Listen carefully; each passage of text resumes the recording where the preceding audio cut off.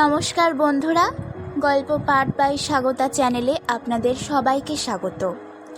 আজ পড়ে শোনাব সুবোধ ঘোষ রচিত গল্প সুনিশ্চিতা। এই ট্রেনটা যাত্রা শুরু করে এখান থেকেই, তারপর গোমো হয়ে আর রামগড় হয়ে একেবারে ডিহরি অনশন চলে যায়।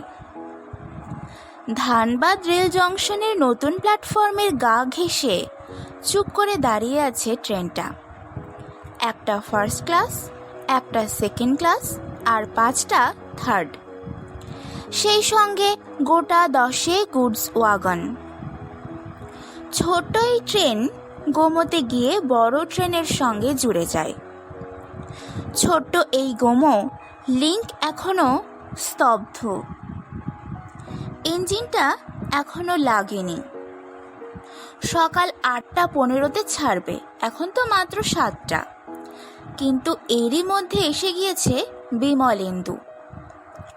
আজকের সকালের আকাশটা যেমন প্রসন্ন আর উজ্জ্বল, বিমলেন্দুর মুখটাও তেমনই। আজকের সূর্যোদয়ের সব আভা যেন বিমলেন্দুর মুখের উপর লুটিয়ে পড়েছে।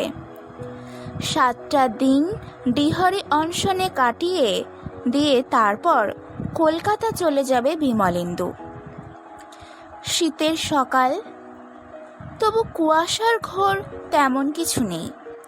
প্ল্যাটফর্মের উপর দাঁড়িয়েই দেখা যায় মিনিটে মিনিটে একটা মোটর গাড়ি ছুটে এসে মোটর স্ট্যান্ডের কাছে থামছে। দিল্লি মেল বোধহয় এখনই এসে পড়বে। বিমলেন্দুর সব জিনিসপত্র কামরাতে তুলে দিয়ে যারা দাঁড়িয়েছিল, বিমলেন্দুর অফিসের 2 বেয়ারা আর কেরানি দত্তবাবু, তারা হয়তো দাঁড়িয়েই থাকতো, কিন্তু বিমলেন্দু বলে, আপনারা মিছিমিছি আর দাঁড়িয়ে থাকবেন কেন দত্তবাবু, আপনারা যান। আজ এখানে বিমলেন্দুর কাছাকাছি কেউ না থাকলেই ভালো। একলা হয়ে থাকতে চাইছে বিমলেন্দু।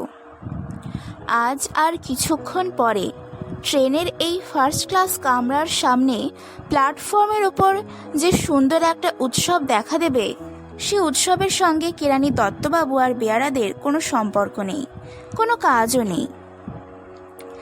থার্ড ক্লাস কামরাগুলি এরই মধ্যে যাত্রীতে ভরে গিয়েছে। সেকেন্ড ক্লাস কামরাতে সস্ত্রীক এক বৃদ্ধ অ্যাংলো ইন্ডিয়ান সাহেব উঠে বসেছেন, আর এই ফার্স্ট ক্লাসে শুধু বিমলেন্দু। কিন্তু ওটা আবার কেমন কামরা? ট্রেনটার শেষ প্রান্তে, গুডস ওয়াগনগুলোর শেষে, যেন ঝকঝকে তকতকে একটা সেলুন জোড়া লেগে রয়েছে।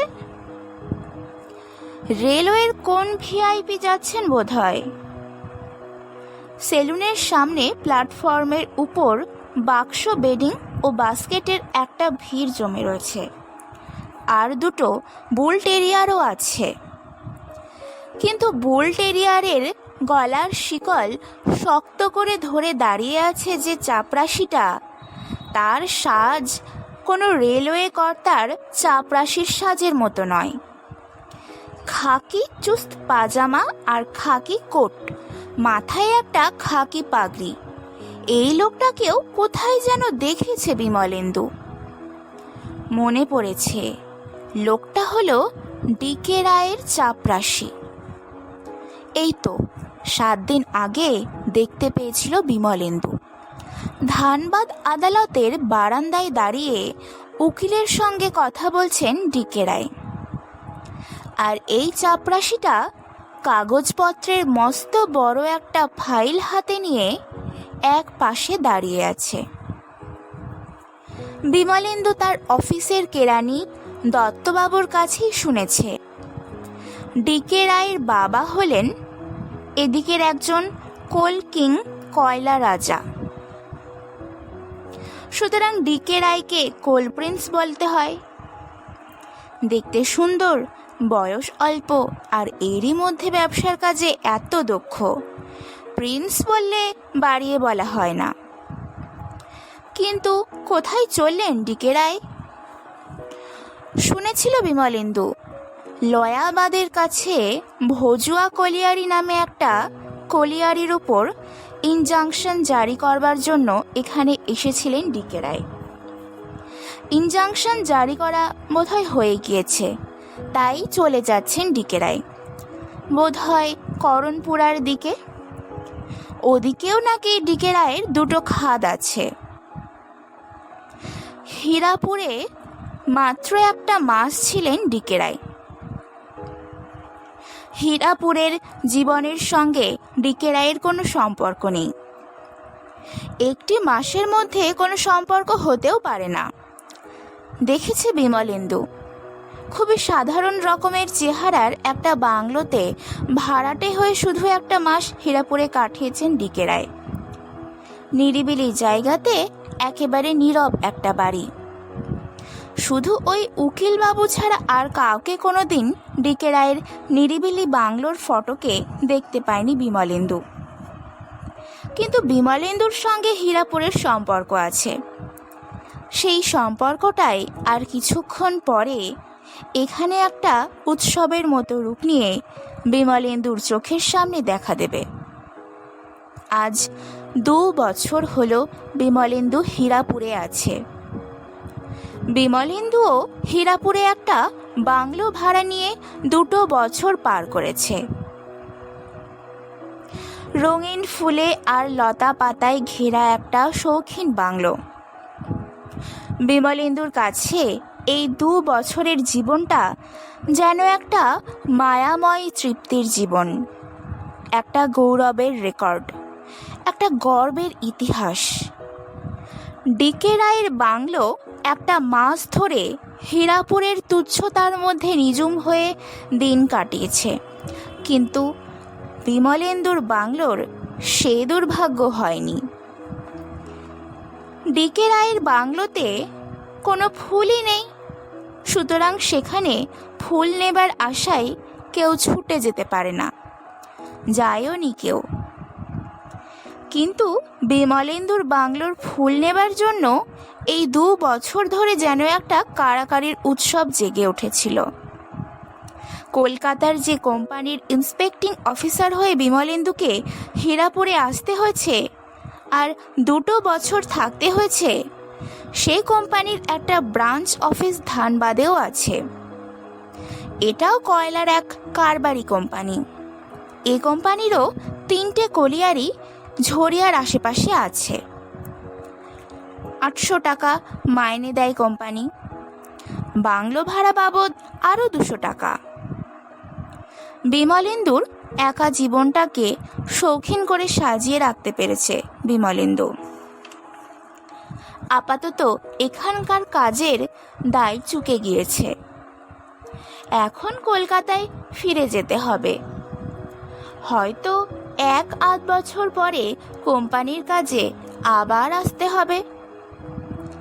কিন্তু আপাতত হীরাপুরের কাজ থেকে বিদায় নিয়ে চলে যেতে হচ্ছে। বিমলেন্দুকে বিদায় দেবার জন্য যে উৎসব আর কিছুক্ষণ পরে এই প্ল্যাটফর্মের এখানে রঙিন হাসি হাসবে, সেটা কিন্তু বিদায়ের সংকেত হবে না, কোনো সন্দেহ নেই। সেটা বিমলেন্দুর আশার জীবনে একটা আহ্বানের সংকেত হয়ে ধরা দেবে। মনে হয় শুধু ধীরাই আসবে, আর কেউ আসবে না। না এসে থাকতে পারবেই বা কেন ধীরা? এই 2 বছরে ধীরার 2টো জন্মদিনের উৎসবে যার হাত থেকে সবচেয়ে সুন্দর ফুলের তোড়া উপহার পেয়েছে ধীরা, তার হাতে আজ একটি ফুলের তোড়া তুলে দিতে ভুলে যাবে এমন ভুলো মনের মেয়ে নয় ধীরা।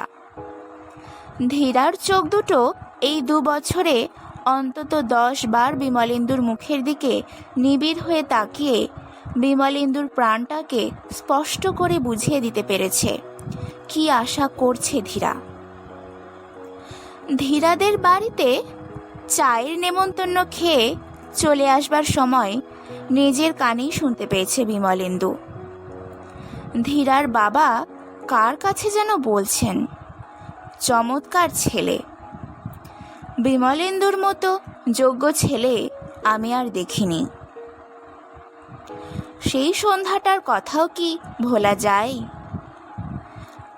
বাংলোর বারান্দায় আলো জ্বলছিল। এক মনে বই পড়ছিল বিমলেন্দু। হঠাৎ ফটকের একটা পাল্লা যেন মিষ্টি হাসির শব্দ ছড়িয়ে দুলে উঠল। ফটক খুলছে ধীরা। আর কি অদ্ভুত হাসি হাসছে! কি চমৎকার সেজেছে ধীরা! আসতে অনুমতি করুন, তা না হলে এগিয়ে যেতে সাহস পাচ্ছি না। আষাঢ়ে ঝর্ণার মতো উচ্ছল স্বরে কথা বলে হেসে উঠল ধীরা। নির্ভয়ে আসুন। কথাটা না বলেও চলতো, কারণ দেখাই যাচ্ছে ধীরা একেবারে নির্ভয় হয়ে গিয়েছে। একাই এসেছে ধীরা। বিমলেন্দু বলে, আমি জানতাম আপনি হঠাৎ একদিন এখানে আসবেন। কেমন করে জানলেন? তা বলবো না, কিন্তু আপনি এবার বলুন। কি বলবো? আপনার ইচ্ছে ছিল কি না একদিন এখানে একা একা এসে? ধীরার চোখের দৃষ্টি হঠাৎ নিবিড় হয়ে যায়। ঠোঁটের ফুল্ল হাসিটাও যেন ফুল্ল অভিমানের মতো কাঁপতে থাকে। আমি তো আসবই, যতদিন না আপনি বারণ করে দেন। ছি, আমাকে কি আপনি একটা পাথর বলে ধারণা করেছেন? করি না, তাই তো আসতে পারলাম। কিন্তু আর বেশিক্ষণ নয়, যে কথা বলতে এসেছি আজ শুধু সেটাই বলে দিয়ে চলে যাব। বলুন। কাল আমরা সবাই মিলে তোপচাচি লোকে বেড়াতে যাচ্ছি। আপনার কি সময় হবে? যেতে পারবেন? বিমলেন্দু হাসে। যেতে যখন ইচ্ছা করছে তখন সময় করে নিতেই হবে। সকাল থেকে বিকেল পর্যন্ত তোপচাচি লেকের আশেপাশে বেরিয়ে জলের উপর পরেশনাথ পাহাড়ের গম্ভীর ছায়াটার দিকে তাকিয়ে ধীরা আর বিমলেন্দুর প্রাণ দুটো বিনা রাখিতেই এক হয়ে গিয়ে যেন এক রকমের স্বপ্ন দেখেছিল।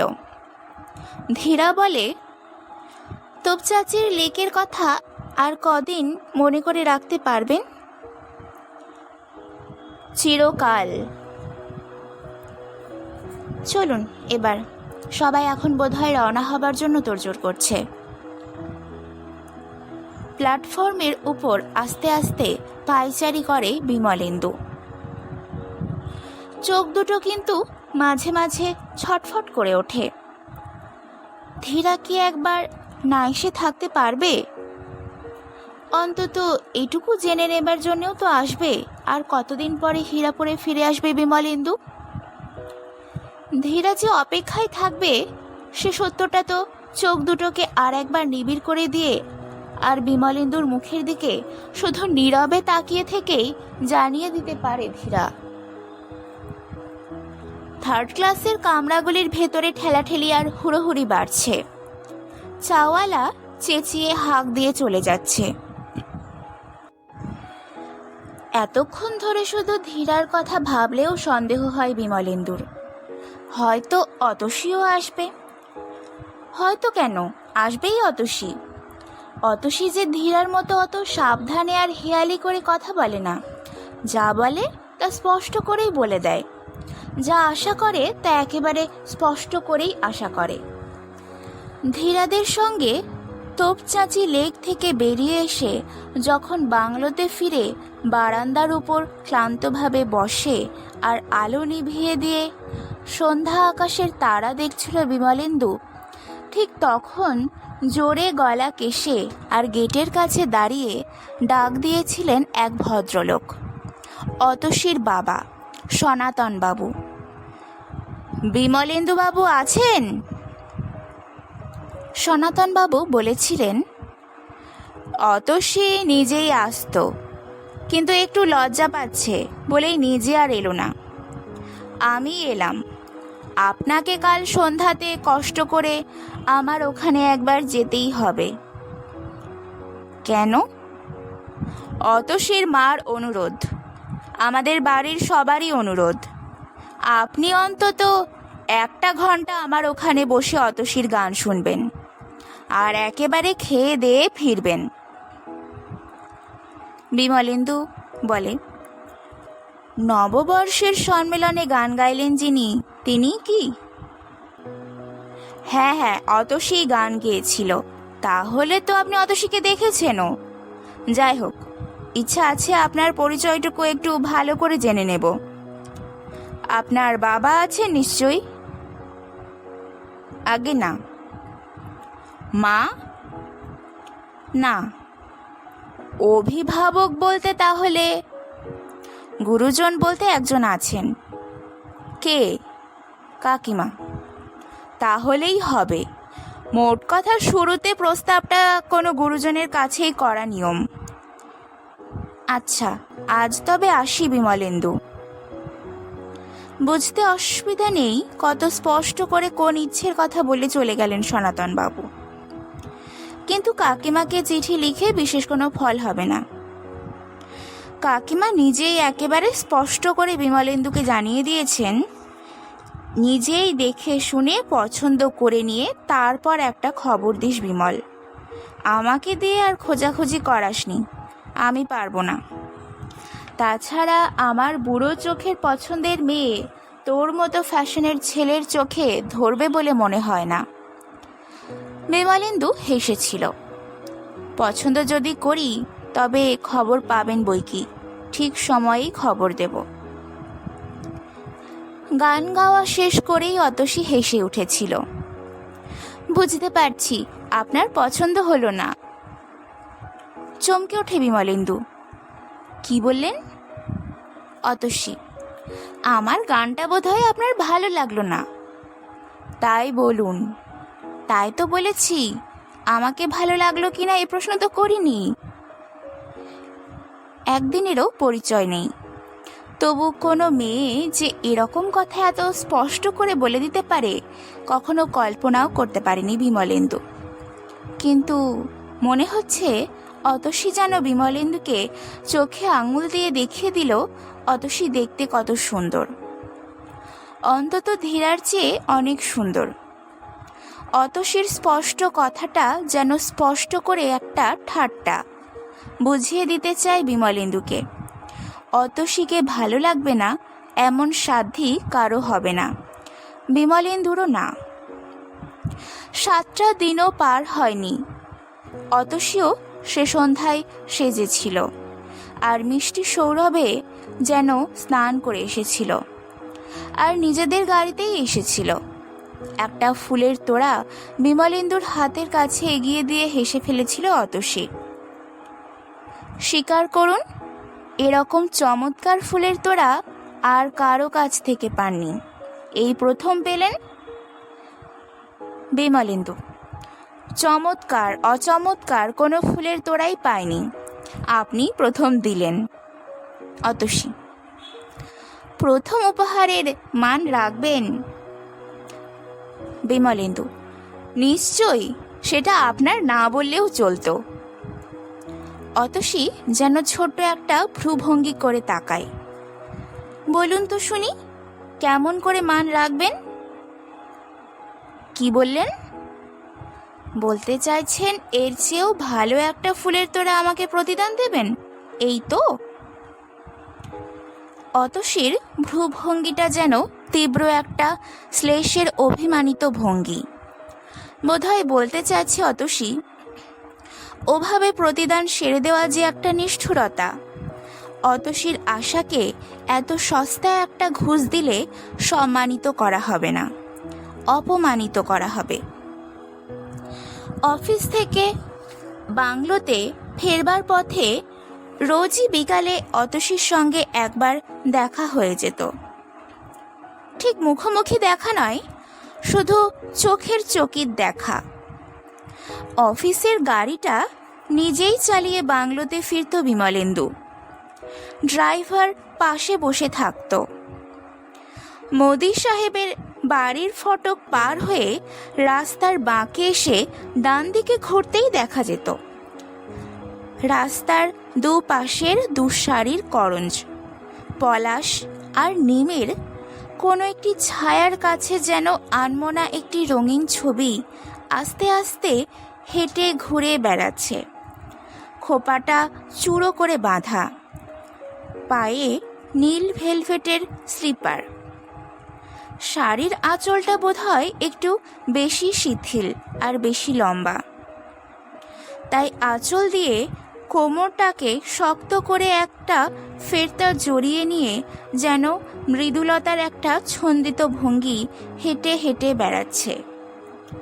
ওরই নাম অতসী। বিমলেন্দুর গাড়ির স্পিড যদিও একটু মন্থর না হয়ে অতসীর সেই মৃদুল সুন্দরতার মূর্তিটার পাশ কাটিয়ে ছুটে চলে যায়, তবু বিমলেন্দুর চোখের সেই চকিত চাহনির উপর অতসীর চোখের চাহনিও যেন চকিত ছোঁয়ার মতো একবার শুধু তাকিয়ে নিয়েই আবার সরে যায়। করঞ্জের মাথার উপর বিকেলের রোদে কাকের ঝাঁক লাফালাফি করছে। এক মনে যেন তাই দেখতে থাকে অতসী।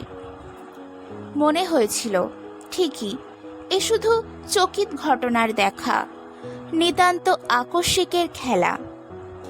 এই সময়টা অতসীর বেড়াতে বের হবার সময়, আর বিমলেন্দুর অফিস থেকে বাংলোতে ফেরবার সময়। কাজেই এ দেখা নিতান্তই দুটি ঘটনার যোগফল। কিন্তু এখনো সেদিনের স্মৃতি বিমলেন্দুর মনের এক কোণে যেন ঝলমল করছে। সেদিন বাংলোতে ফিরতে অনেক দেরি হয়ে গিয়েছিল, সন্ধ্যারও অনেক পরে, রাত 9টাও পার হয়ে গিয়েছিল। শীতের কুয়াশাতে মোদি সাহেবের এত বড় বাড়িটাও ঢাকা পড়ে গিয়েছিল। বিমলেন্দুর গাড়িটা রাস্তার বাঁকে এসে একটু মন্থর হয়ে ডাইনে ঘুরতেই যেন আরও মন্থর হয়ে গেল। আর একটু হলে ব্রেক কষে গাড়িটাকে বোধহয় একেবারে স্তব্ধ করেই দিত বিমলেন্দু। নীল ফ্ল্যানেলের ওভারকোট গায়ে আর গলায় একটা পশমি মাফলার জড়ানো অতসী একটা ল্যাম্প পোস্টের কাছে যেন আজকের কুয়াশার একটা বেদনার দিকে তাকিয়ে দাঁড়িয়ে আছে। গাড়ির গতি আরো মন্থর করে দিয়ে কথা বলে বিমলেন্দু। এ কি, আপনি এখানে দাঁড়িয়ে কি করছেন? কি অদ্ভুত একটা ভ্রুকুটি শিউরে ওঠে অতসীর চোখে। বিমলেন্দুর পাশে ড্রাইভার বসে আছে। দেখতে পেয়েও অতসী যেন কুয়াশা ভরা রাতটাকে একটা নির্জন জগতের রাত বলে মনে করেছে। যেন জোর করে হাসতে চেষ্টা করে অতসী। মনে হয় অতসীর ওই অদ্ভুত ভ্রুকুটি যেন একটি অভিমান চাপা দেবার জন্য হাসতে চেষ্টা করছে। অতসী বলে, একজনকে দেখবার অপেক্ষায় দাঁড়িয়ে আছি। বিমলেন্দু হাসে। দেখা পেলেন? অতসী, জানি না। অতসীদের বাড়িটা এখান থেকে দূরে নয়। ওই তো যে বাড়িটার জানলার পর্দার রং লাল হয়ে কুয়াশার মধ্যে ফুটে রয়েছে, সেটাই অতসীদের বাড়ি। বিমলেন্দু বলে, বলুন আপনাকে বাড়ি পৌঁছে দিই। অতসী, তবে গাড়ি থেকে নামুন। কেন? গাড়ি চড়বার গরজ আমার নেই। বাড়ি যাবার গরজ তো আছে। আছে। গাড়ি থেকে নামে বিমলেন্দু। ড্রাইভার গাড়ি ছুটিয়ে নিয়ে চলে যায়। কুয়াশায় ভরা রাতটা এখন সত্যিই একটা নির্জনতার জগতের রাত। এখানে বিমলেন্দু আর অতসী ছাড়া আর কেউ নেই। বিমলেন্দু বলে, আজ অফিসে অনেক কাজ ছিল। যাই হোক, আসবার সময় একটা কথা বারবার মনে হচ্ছিল। কি মনে হচ্ছিল? আজ আর আপনাকে দেখতে পাওয়া যাবে না। কেন? রাত 9টা হয়ে গেছে। এই সময় তো কেউ বিকেলের হাওয়া খাওয়ার জন্য বেড়াতে বের হয় না। আমি বিকেলের হাওয়ার জন্য বেড়াতে বের হই না, রাতের কুয়াশার জন্যেও না। তবে জিজ্ঞেস করবেন না। অতসীদের বাড়ির গেটের কাছে এসে পড়েছে বিমলেন্দু আর অতসী। এখানেও রাতের অন্ধকার আছে, কুয়াশা আছে, তবু বিমলেন্দু যেন অতসীর চোখ দুটোকে স্পষ্ট দেখতে পায়। বিমলেন্দুর মুখের দিকে তাকিয়ে অতসীর চোখের তারা দুটো ব্যাকুলতার তারার মতো ঝিকঝিক করছে। বিমলেন্দু বলে, আসি তবে। আসুন। সেই অতসী কি আজ একবার এখানে এসে দেখা দিয়ে যাবে না? অতসী তো জানি আজ সকাল 8টায় ট্রেন ছেড়ে যাবে। অতসীদের বাড়িতে গিয়ে সনাতন বাবুর সঙ্গে দেখা করে বিমলেন্দু তার হীরাপুরের জীবন থেকে বিদায় নেবার দুঃখটাকে জানিয়ে এসেছে। কাল সকাল 8টায় হীরাপুর থেকে শুধু আমি বিদায় নেব, কিন্তু আমার মনটা এখানেই পড়ে থাকবে। না, ধীরা না আসুক, অতসী আসবে। ধীরা বোধহয় ভুল করে সবই ভুলে গেল, কিংবা হয়তো ধীরার কপালের সেই এক পেশে ব্যথাটা বেড়েছে, আর কপালে অরিকলনের পটি লাগিয়ে একেবারে নিঝুম হয়ে ঘরে বসে আছে ধীরা। যাই হোক, অতসীর তো না আসবার কোনো কারণ থাকতে পারে না। হতে পারে অতসীদের গাড়িটা আজ হঠাৎ খারাপ হয়েছে, কিংবা ড্রাইভার আসেনি, কিংবা সনাতন বাবু হয়তো হঠাৎ অসুস্থ হয়ে পড়েছেন। কে জানে এমন কোন ঘটনার বাধা দেখা দিয়েছে যে জন্যে এখনো এখানে পৌঁছে যেতে পারল না অতসী। হীরাপুরের 2 বছরের জীবনের ঘটনাগুলি যেন একটা এক টানা উৎসবের মতো ঘটনা। আসবার আগে কোনো দুঃস্বপ্নেও কল্পনা করতে পারেনি বিমলেন্দু এখানে এসে এরকম এক একটি প্রীতির আর আকুলতার লক্ষ্য হয়ে উঠবে বিমলেন্দু। হীরাপুরে এসে বিমলেন্দু যেন তার আত্মাটার গৌরব 2 চোখে দেখবার সুযোগ পেয়েছে। দেখিয়ে দিল ধীরা, দেখিয়ে দিল অতসী, দেখিয়ে দিল, হ্যাঁ, সুমনা কি জানে না যে আজ হীরাপুর ছেড়ে চলে যাচ্ছে বিমলেন্দু? জানে বই কি, মাসখানেক আগে যে নিজের হাতে চিঠি লিখে সুমনাকে জানিয়েছে বিমলেন্দু, আরেকটি মাস পরে আমার স্বর্গ হতে বিদায় নেবার লগ্নটি দেখা দেবে। আপনি বোধহয় শুনেছেন এখন আপাতত আমাকে কলকাতার অফিসে ফিরে যেতে হবে। হীরাপুরের 2 বছরের জীবনে মাঝে মাঝে শুধু একটি যে ঘটনা বিমলেন্দুকে বিরক্ত করেছে, সে ঘটনার স্মৃতি মনের ভেতর থাকলেও সেই স্মৃতিটাকে একটুও পছন্দ করে না বিমলেন্দু। তবু হঠাৎ মনে পড়ে যায়, কিন্তু একটুও আশ্চর্য বোধ করে না বিমলেন্দু। নিখিল সরকারের মতো স্বার্থের মানুষ আজ এখানে এসে একবার দেখা দিয়ে যাবে, এটা কল্পনা করাই ভুল। লোকটার দরকার ছিল টাকা।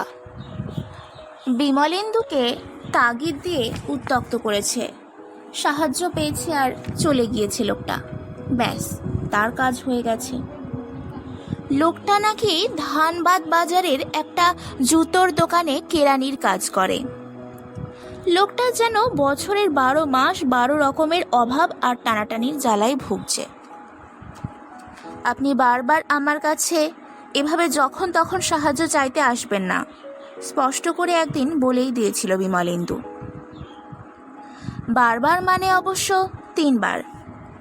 প্রথম এসেছিল নিখিল সরকার বিমলেন্দুর অফিসের বারান্দার সিঁড়ির ওপর সারা বেলা দাঁড়িয়েছিল আর বিমলেন্দুকে দেখতে পেয়েই আবেদন করেছিল, যদি কিছু না মনে করেন তবে আপনাকে একটু বিরক্ত করতে চাই। বিমলেন্দু বলে, বিরক্ত করুন তাহলে। আমার মেয়ে এই বছর প্রাইভেট আইএ দেবে।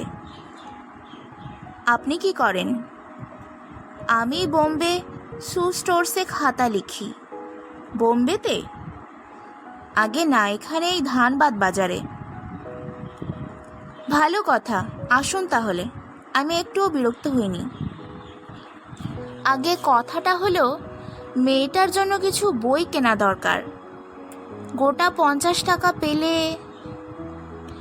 তাই বলুন। 50 টাকা দিয়েছিল বিমলেন্দু, কিন্তু কোনো সন্দেহ নেই যে বিমলেন্দুর মনটা খুবই অস্বস্তিতে ভরে গিয়েছিল। নিখিল সরকার নামে এই লোকটা যেন অদৃষ্টের একটা দুর্গতির ছবি দেখিয়ে দিয়ে গেল। দেখতে একটুও ভালো লাগে না, শুনতে খুবই খারাপ লাগে।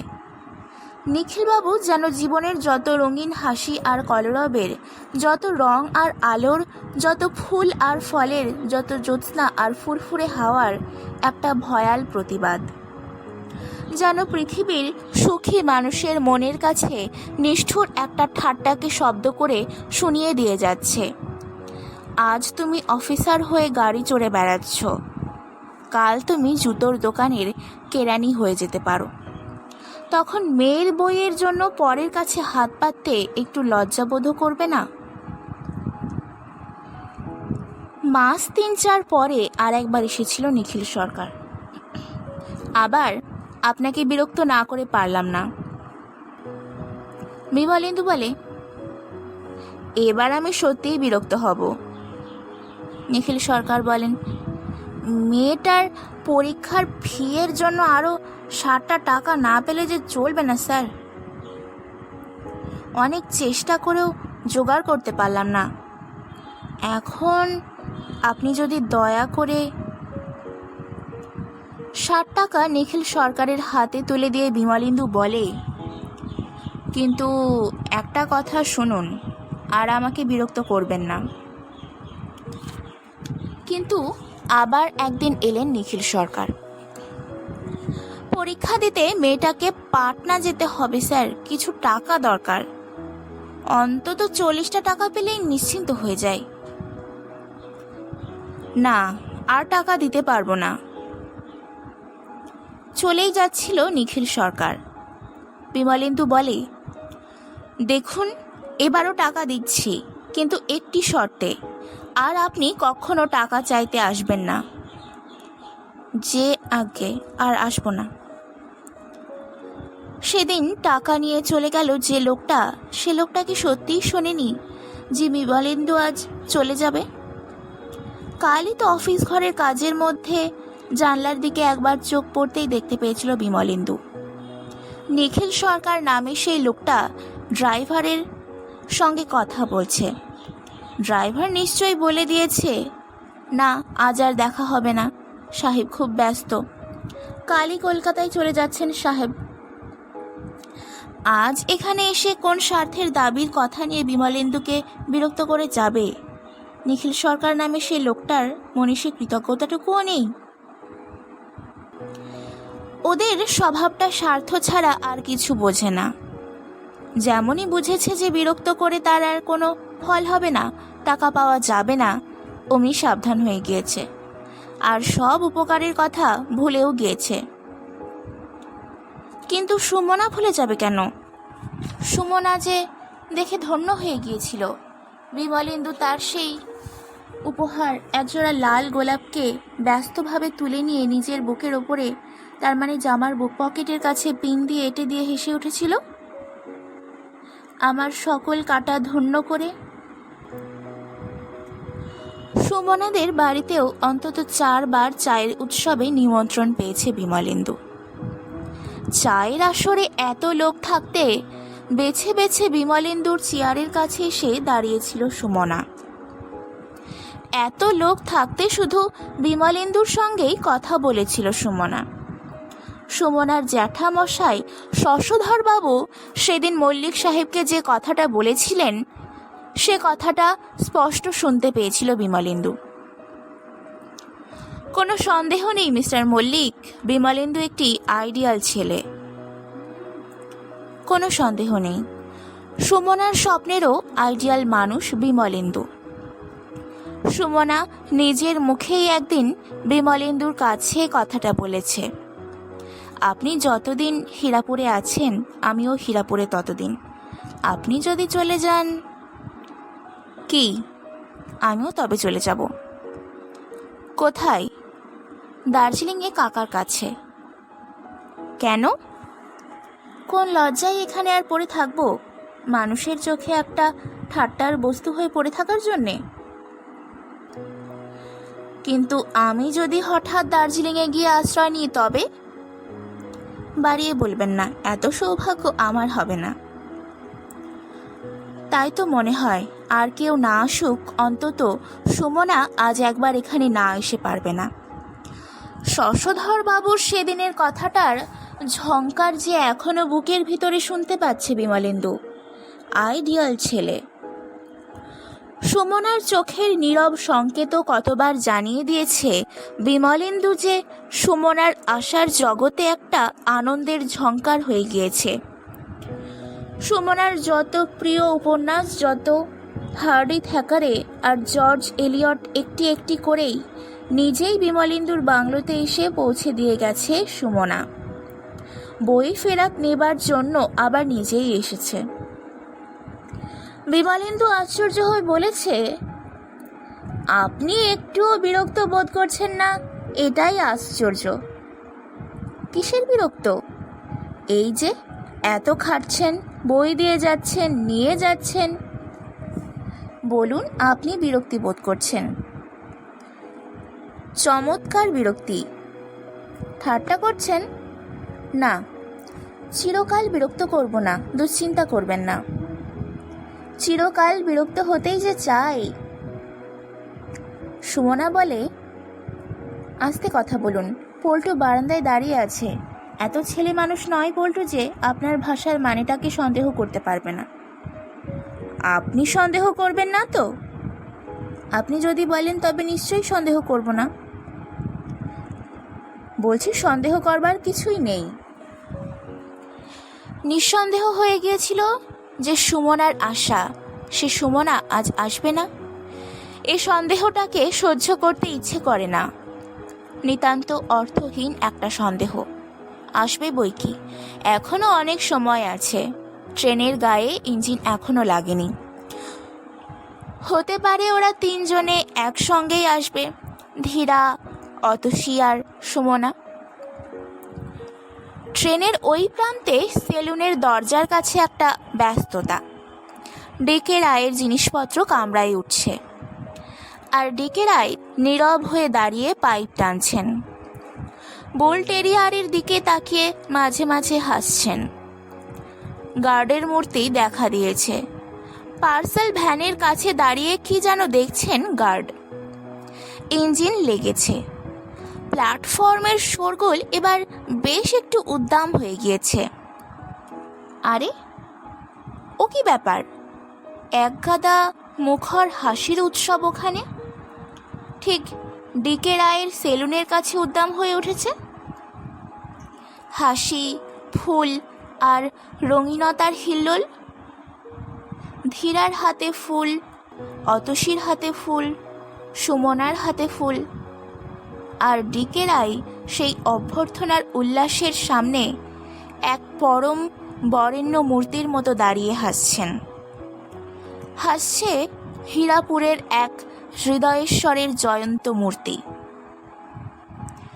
বিমলেন্দুর চোখ দুটো অপলক হয়ে শুধু দেখছে। কান দুটো যেন হিমাক্ত হয়েও শুধু শুনছে।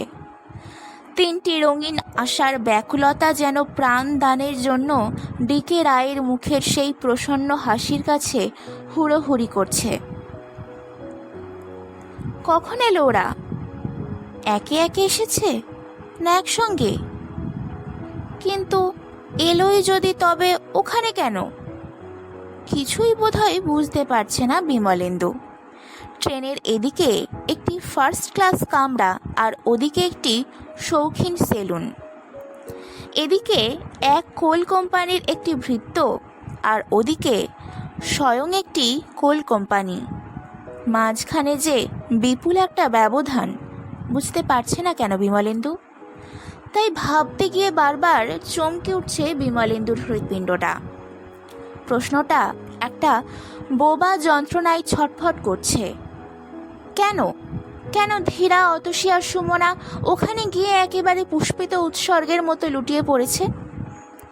কবেই বা ওদের সঙ্গে ডিকে রায়ের দেখা সাক্ষাৎ হলো? ডিকে রায়ের নীরব বাংলোটাকে যে অতি তুচ্ছ একটা শূন্যতার বাংলো বলে মনে হতো। ফুলের একটা টবও যে সেই বাংলোর বারান্দাতে ছিল না। সেই মানুষের কাছে আজ এত ফুল ব্যাকুল হয়ে দুলতে শুরু করলো কেন? বিমলেন্দুর অবুঝ হৃৎপিণ্ডটা বোধহয় নিঝুম হয়ে গিয়েছে। আর ওদিকে না তাকিয়ে ভয়ানক এক আহত, ভয়ানক অলস মানুষের মতো আস্তে আস্তে মুখ ফিরিয়ে নেয় বিমলেন্দু। মাথা হেট করে প্ল্যাটফর্মের উপর পড়ে থাকা একটা রুমালের দিকে তাকিয়ে থাকে। রুমালটাতে কুমকুমের দাগ লেগে রয়েছে। কে জানে কোন তরুণীর মন ভুল করে কিংবা হয়তো ইচ্ছে করেই তার কপালের কুমকুমের স্মৃতিটাকে এভাবে ধুলোর ওপর ফেলে দিয়ে চলে গিয়েছে। যাক, ওদিকে আর তাকাবার কোনো মানে হয় না। বিমলেন্দু যে রকমের ভ্রমর, ওরাও সে রকমেরই ফুল। ভালোই হয়েছে, বিষে বিষক্ষয় হয়ে গেল। চমকে ওঠে বিমলেন্দু। ছোট্ট একটা ছেলের কণ্ঠস্বর। আমরা এসেছি। কে? তুমি কে? বাবা কাল হাজারিবাগ গিয়েছেন, তাই আমরা এলাম। কে তোমার বাবা? নিখিলনাথ সরকার। মা আমাদের পাঠিয়ে দিলেন। বাবা থাকলে নিজেই আসতেন। কেন? আপনার জন্য খাবার তৈরি করে দিয়েছেন মা। কিন্তু কই, ছেলেটার হাতে তো কোনো খাবারের ঠোঙা টোঙা নেই। হ্যাঁ, ল্যাম্পপোস্টার কাছে দাঁড়িয়ে আছে যে, তার হাতে সত্যিই ছোট একটা খাবারের হাঁড়ি, বড় একটা রুমাল দিয়ে বাঁধা। ছেলেটা বলে, আমি আর আমার দিদি এসেছি। এইবার ছেলেটার দিদি এগিয়ে এসে একটা লজ্জা ভীরু খুশির মূর্তির মতো যেন ভয়ে ভয়ে হাসে আর কথা বলে। আপনি চলে যাচ্ছেন শুনে আপনাকে জানাতে এলাম।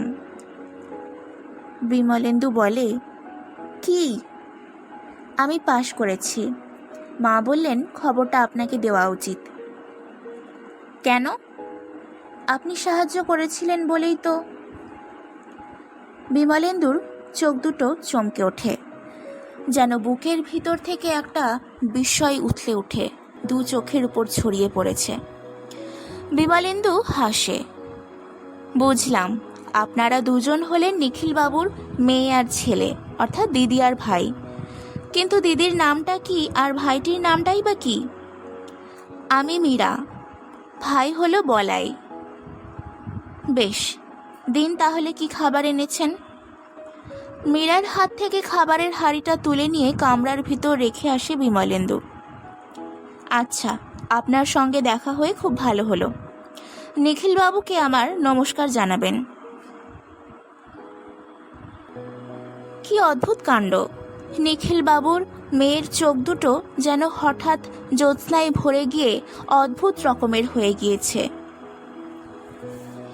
এতক্ষণ বিমলেন্দুর মুখের দিকে তাকাতে যে মেয়ের চোখ দুটো ভীরু ফুলের কুড়ির মতো গুটিয়ে একেবারে এইটুকু হয়ে গিয়েছিল, সেই চোখ দুটো যেন নতুন বাতাসের সাড়া পেয়ে ফুটে উঠেছে। টানা টানা সুন্দর একজোড়া কালো চোখ।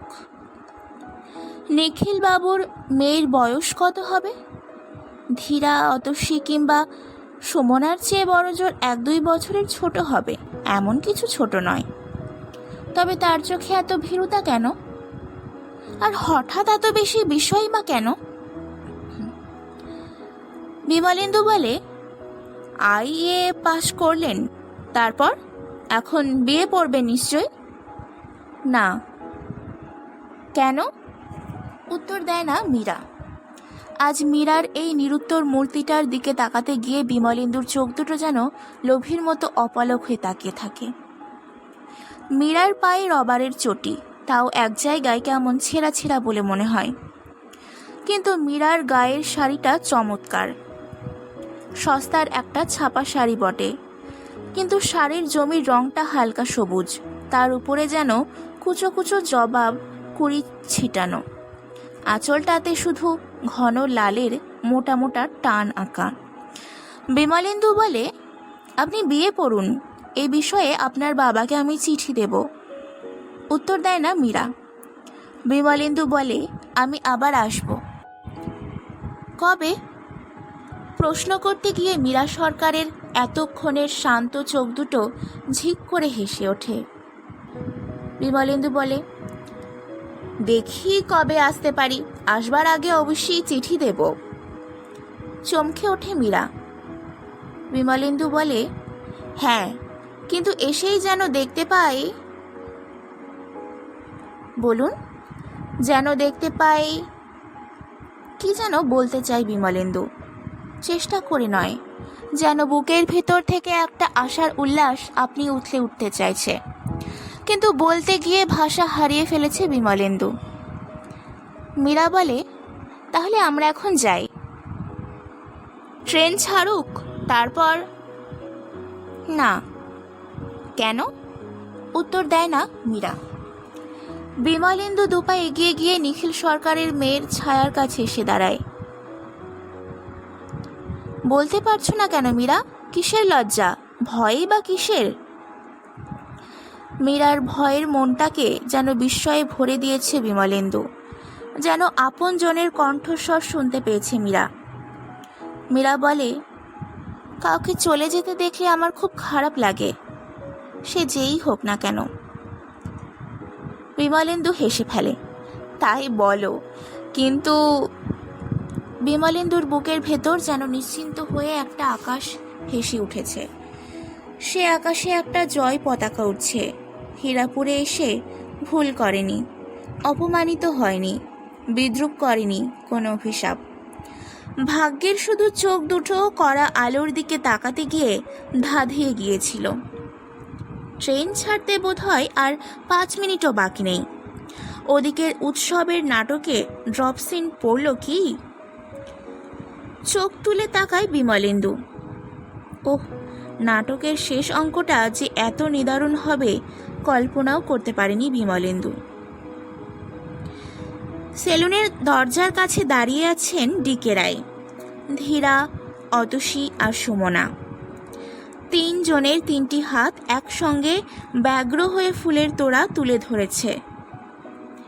আশ্বাস লোলুপ 3টে রঙিন পিপাসা যেন মরিয়া হয়ে ডিকে রায়ের করুণার কাছে মাথা খুঁড়তে চাইছে। দেখা যাক। 2 চোখ অপলক করে তাকিয়ে থাকে বিমলেন্দু। কাকে আশ্বস্ত করে সুখী হবে ডিকে রায়ের চোখের হাসি? কার হাত থেকে ফুলের তোড়া তুলে নেবে ডিকে রায়? দেখা যাক সৌভাগ্যের চাঁদ কার কপালে টিপ পরিয়ে দেয়। ডিকে রায় ডাক দিলেন, চাপরাশি। চাপরাশি এগিয়ে যায়।